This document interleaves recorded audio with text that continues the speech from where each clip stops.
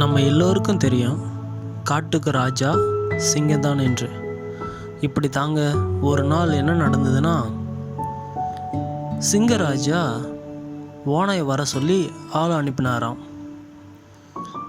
இந்த செய்தியை கேட்டு ஓனாயும் வந்து சிங்கராஜாவிடம், ராஜா என்னை அழைத்தீங்களா என்று கேட்டுச்சான். அதுக்கு ராஜா, ஆமாம், நான் உன்னை இன்னைக்கே கொன்று தின்ன போகிறேன் அப்படின்னு சொல்லிச்சான்.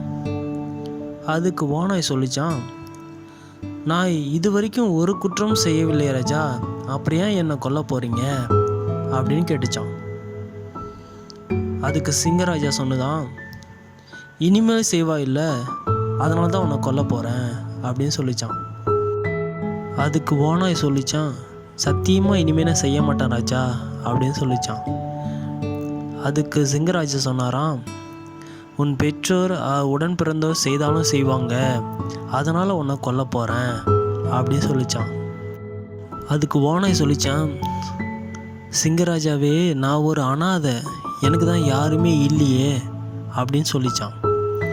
அதுக்கு சிங்கராஜா சொன்னாராம், அடுத்த ஜென்மத்தில் நீயும் குற்றம் செய்யலாம், இல்லைன்னா உன் பெற்றோரும் செய்யலாம், இல்லைன்னா உன் இனத்தில் யாராவது செய்யலாம்ல, அதனால் உன்னை நான் கொல்ல போகிறேன் அப்படின்னு சொல்லிச்சான். அதுக்கு ஓனாய் அழுதுகிட்டே, இது அநியாயம் ராஜா, இது ரொம்ப தப்பு அப்படின்னு சொல்லிச்சான்.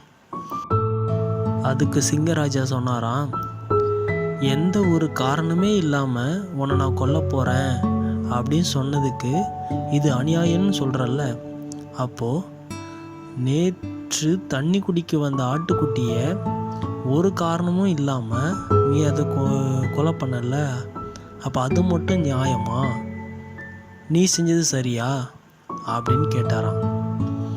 அதுக்கப்புறமா தான் ஓனாய் தன்னுடைய தவறை நினச்சி ரொம்ப மன வருத்தப்பட்டு, நான் செய்த தவறு ராஜா, என்னை மன்னிச்சிடுங்க, இனிமேல் நான் இந்த மாதிரி தப்பு செய்ய மாட்டேன் அப்படின்னு சொல்லிச்சான். ஓனாய் தன்னுடைய தவறு நினச்சி மன வருந்ததால் சிங்கமும் ஓனாயை மன்னித்து விட்டதான்.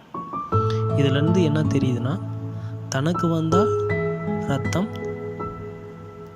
இதே அடுத்தவங்களுக்கு வந்தால் என்ன அப்படின்னு இந்த கதையிலேருந்து நம்ம தெரிஞ்சுக்குவோம்.